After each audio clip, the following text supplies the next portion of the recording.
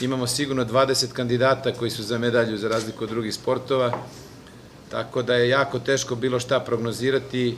Želim samo da nas posluži sreća, da prođemo bez loših vremenskih uslova, bez defekta, padova i nadam se dobrom i lepom uspehu naših biciklista. Ja se solidno osjećam, stvarno jedino što mogu da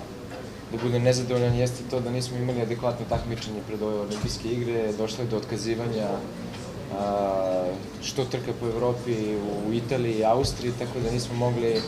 baš 100% onako kako smo planirali da izvezemo pripreme, ali uspeli smo da to nadoknadimo odlaskom u Sloveniju na 10 dana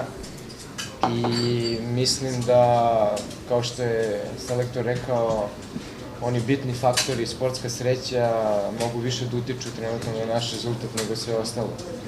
Biciklizmu je jedan dan velika lutrija od 6 sati, pa šta nam sreća donese.